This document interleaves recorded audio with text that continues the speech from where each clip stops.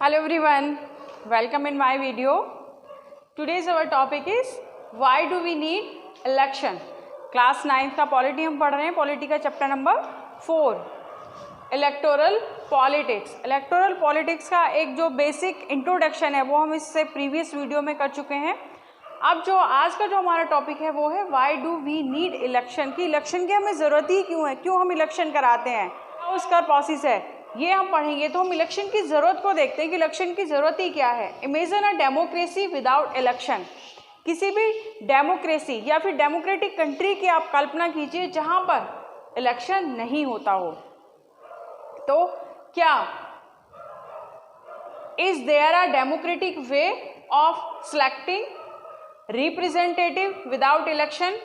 कि बहुत सारी कंट्रीज़, कुछ डेमोक्रेटिक कंट्रीज़ हैं, कुछ नॉन डेमोक्रेटिक कंट्रीज़ हैं, सबके अपने अपने इलेक्शन, अपने अपने तरीके से इलेक्शन किए जाते हैं. तो क्या इलेक्शन के अलावा भी अपने रिप्रेजेंटेटिव को चूज़ करने का कोई दूसरा तरीका हो सकता है कि हम इलेक्शन के अलावा भी किसी और तरीके से चूज़ कर सकते हैं?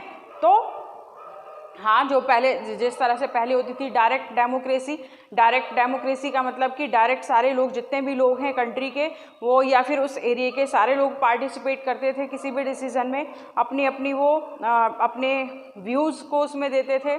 लेकिन अब इस वक्त क्या ये पॉसिबल है?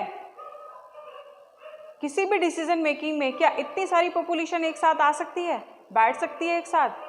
बहुत सारे लोग ऐसे होंगे कि ना तो इतने सारे लोग आ पाएंगे एक साथ डायरेक्ट डिसीजन के लिए, ना ही सारे लोगों के पास टाइम होगा, ना ही सारे लोग उसमें आने के लिए एग्री होंगे. कुछ लोग आना नहीं चाहेंगे, कुछ लोग इस कैपेबल नहीं होंगे वो कि किसी भी प्रॉब्लम के लिए वो अपना डिसीजन दे सकें, अपने व्यूज़ दे सकें. And they are lot of problem in direct decision. तो इस डायरेक्ट डिसीजन के बाद अगर डायरेक्ट डिसीजन में उसमें एक प्रोसेस बहुत लंबा हो जाता है कि डायरेक्ट डिसीजन में एक एक जितने भी पीपल्स हैं सब लोगों की अगर अलग अलग हम राय पूछने लगे, उनके व्यूज़ पूछने लगे, उनके विचार पूछने लगे, तो क्या होगा कि साल 2 साल तो उसी में ही निकल जाएंगे. वो प्रॉब्लम तो एज इट इज़ है, सोल्यूशन तो मिला ही नहीं, वो हम प्रॉब्लम के लिए सोल्यूशन ही अभी तक ढूंढ रहे हैं. तो हमें एक फास्ट डिसीजन चाहिए कि कुछ ऐसा सिस्टम चाहिए जिसमें हम फास्ट डिसीजन ले सकें. किसी भी प्रॉब्लम को टैकल करने के लिए, किसी प्रॉब्लम को शॉर्ट आउट करने के लिए हमें एक फास्ट डिसीजन की ज़रूरत है. तो उसके लिए क्या हमें ज़रूरत हुई, उसके लिए सोल्यूशन क्या हुआ हमारे पास? रिप्रेजेंट डेमोक्रेसी, रिप्रेजेंटेटिव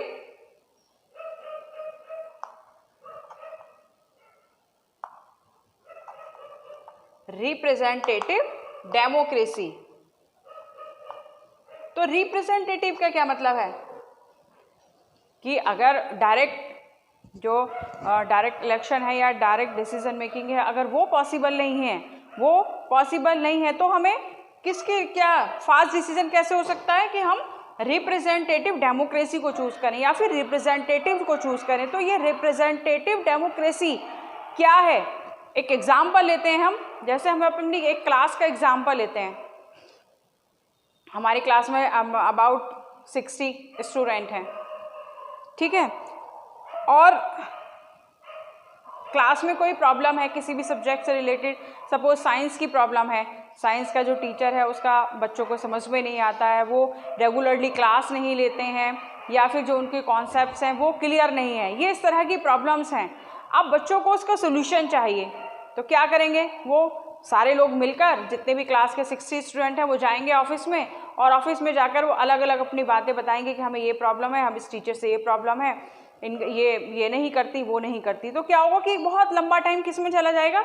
सिर्फ बातें सुनने में चला जाएगा, और वो जो सोल्यूशन चाहिए, उसका जो सोल्यूशन चाहिए वो हो नहीं पाएगा. दूसरी तरीका क्या है कि जितने 60 स्टूडेंट हैं वो किसी एक स्टूडेंट को, जिसको क्लास की सारी जो प्रॉब्लम्स हैं वो पता हो, वो सारे बच्चों की जो प्रॉब्लम्स है वो जाकर वो प्रिंसिपल सर को या फिर वो वहाँ पर ऑफिस में जाकर वो बता सके. तो एक स्टूडेंट को हम अपना लीडर या फिर जिसको मॉनिटर बोलते हैं क्लास में, उसको चूज़ करेंगे कि वो जाए और सारी प्रॉब्लम्स वहाँ पर सर को बताए और वो टैकल हो जाए, प्रॉब्लम का सोल्यूशन हमें मिल जाए. तो उसी तरीके से जो रिप्रेजेंटेटिव होते हैं वो भी उसी तरीके से होते हैं कि पूरी कंट्री में जब इलेक्शन होता है तो इलेक्शन की ज़रूरत क्यों हुई? रिप्रेजेंटेटिव के लिए, रिप्रेजेंटेटिव को चूज़ करने के लिए कि हम अपनी तरफ से, सारे लोग तो पार्टिसिपेट नहीं कर सकते किसी भी डिसीजन मेकिंग में, तो कुछ लोगों को हम लोग चूज़ करते हैं, अपना रिप्रेजेंटेटिव बनाते हैं। और वो रिप्रेजेंटेटिव क्या करते हैं? वो रिप्रेजेंटेटिव हमारी तरफ से क्या लेते हैं? डिसीजन लेते हैं। अब यहाँ पर अगर हम बात करें, would this system be called democratic? कि हमने कहा कि इसके इलेक्शन के अलावा भी कोई और तरीका हो सकता है कि हाँ हो सकता है कि हम डेमोक्रेसी का क्राइटेरिया, फिर रिप्रेजेंटेटिव का क्राइटेरिया बना दें कि हम स्किल्स के आधार पर या फिर हम एजुकेशन के आधार पर, प्रॉपर्टी के आधार पर, बहुत और एज के आधार पर किसी को भी अपना रिप्रेजेंटेटिव चुन सकते हैं। तो क्या मान लिया हमने एज को रख लिया है कि एज को क्राइटेरिया बना दिया है कि जो सबसे एजिड पर्सन होगा उसको हम अपना रिप्रेजेंटेटिव बनाएंगे, वो हमारी कंट्री का रूल करेंगे। तो क्या ये पॉसिबल है कि जो सबसे एजिड पर्सन है उसके पास सारी इस कंट्री को चलाने की नॉलेज हो, या फिर वो इस लायक ही ना हो कि वो उसकी एज बहुत ज़्यादा है, वो इस लायक ही ना हो कि वो कोई भी काम कर सके? हो सकता है कि वो बीमार हो सकता है कि वो बेड पर ही हो, या फिर अगर हम स्किल्स को, एजुकेशन को क्राइटेरिया बना लें, या फिर हम वेल्थ को, कोई भी जो प्रॉस्पेरियस पर्सन है, सबसे ज़्यादा जिसके पास प्रॉपर्टी है, उसको हम रूलिंग पावर उसके हाथ में दे दें। तो क्या ऐसा पॉसिबल होगा कि आने वाले टाइम में हम उसको हटाना चाहेंगे वो हट जाएगा? तो there are lot of problem. उसी का जो सोल्यूशन हमारे सामने आया है, इन सारी चीज़ों का सोल्यूशन, किस चीज़ का सोल्यूशन?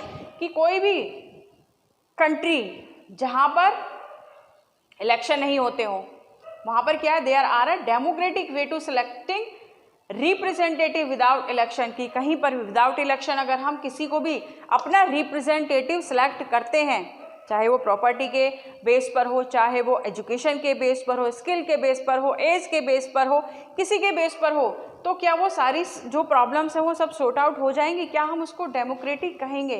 तो इन सब जो प्रॉब्लम्स आ रही हैं उसका सोल्यूशन क्या है? उसका सोल्यूशन है इलेक्शन। क्या है उसका सोल्यूशन? उसका सोल्यूशन है इलेक्शन। तो इलेक्शन क्या है? It is a mechanism by which people can choose their representative at regular interval।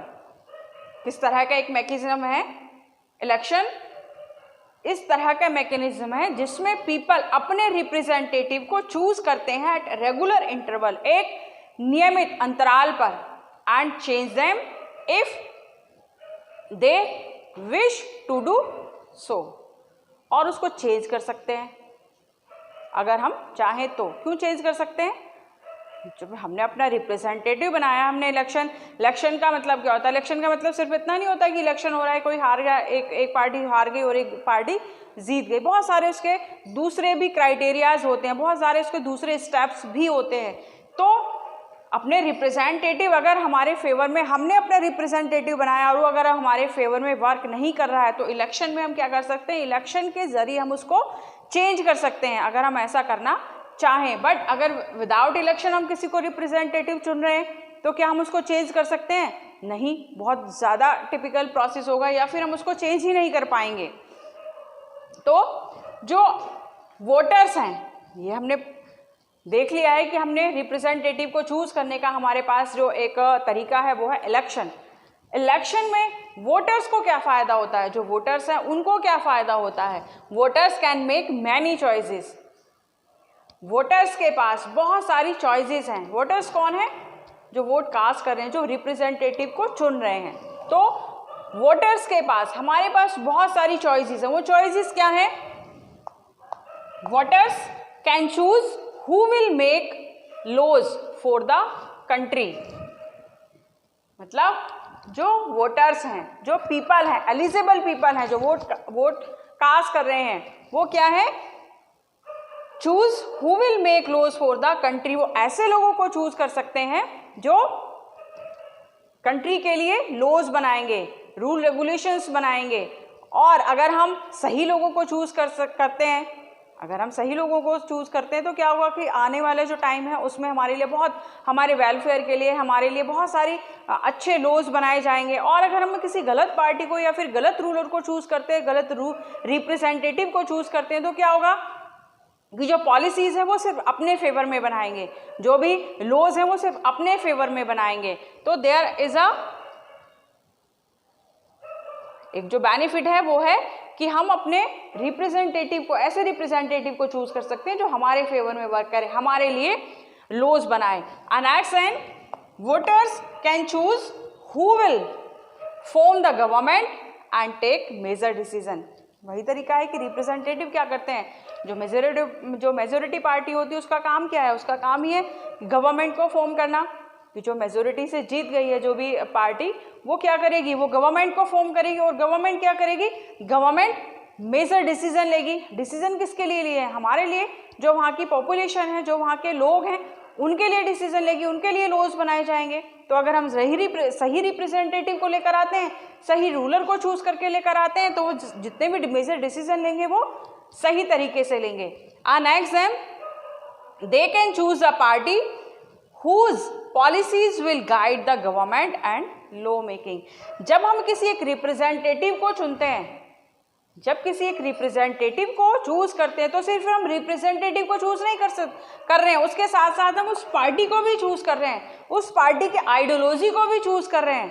तो अगर हम इस तरह के रिप्रेजेंटेटिव को चूज करते हैं जो कंट्री के वेलफेयर में है, जो लोगों के वेलफेयर में है, जिसकी आइडियोलॉजी इस तरह की है, तो वो क्या करेगी, वो जो भी पॉलिसीज गवर्नमेंट बना रही है उसको गाइड करेगी। एंड जो पॉलिसीज गवर्नमेंट बना रही है उसको गाइड करेगी, और जो भी लॉज बना रही है, मेजर डिसीजन ले रही है गवर्नमेंट, उसको भी वो क्या करेगी, गाइड करेगी। कौन करेगी, पार्टी की आइडियोलॉजी, जिस पार्टी को हमने चूज किया है, सिर्फ हमने रिप्रेजेंटेटिव को चूज नहीं किया, हमने उस पार्टी को भी चूज किया है और उस पार्टी की आइडियोलॉजी को भी चूज किया है। तो सही आइडियोलॉजी वाले अगर पार्टी को हम चूज करते हैं तो वो लॉ मेकिंग और गवर्नमेंट दोनों को गाइड करेगी। तो आई होप हमें इलेक्शन की ज़रूरत क्यों है वो आपके समझ में आ गया होगा कि विदाउट इलेक्शन हम अपने रिप्रेजेंटेटिव को चूज नहीं कर सकते, और अगर हमने किया अभी उसके हमें कुछ क्राइटेरिया बनाने होंगे, और वो क्राइटेरिया क्या होंगे, वो बहुत ही मुश्किल होंगे या फिर वो फुलफिल ही नहीं हो पाएंगे। तो इसीलिए इस सब का जो सोल्यूशन है वो है इलेक्शन। इलेक्शन में एक प्रोसेस होता है, पूरा का पूरा एक मैकेनिज्म होता है कि किस तरह से इलेक्शन को कास्ट किया जाएगा, किस तरह से इलेक्शन होंगे, किस तरह से रिप्रेजेंटेटिव होंगे और क्या क्या उसके स्टेप्स होंगे। तो ये सारे इलेक्शन के प्रोसेस हैं, और उसी में जो वोटर्स हैं, जो एलिजिबल पर्सन है वोट के लिए, उनके पास ये सारी चॉइसेस होंगी। वो अपनी मर्जी से अपने रिप्रेजेंटेटिव को चुनकर लेकर आएंगे जो गवर्नमेंट को फॉर्म करेंगे, और गवर्नमेंट उनके फेवर में या फिर उनके वेलफेयर के लिए क्या लेगी, डिसीजन लेगी। I hope this whole concept is clear. ये पूरा का पूरा जो कॉन्सेप्ट है why do we need election, ये आपको समझ में आया होगा। तो this is all about this video. मिलते हैं नेक्स्ट वीडियो में किसके साथ, एक नए टॉपिक के साथ। And topic it is what makes, topic क्या है,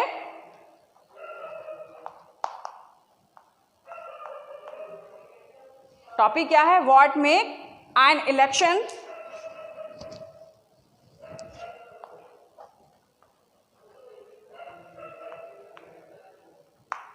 डेमोक्रेटिक।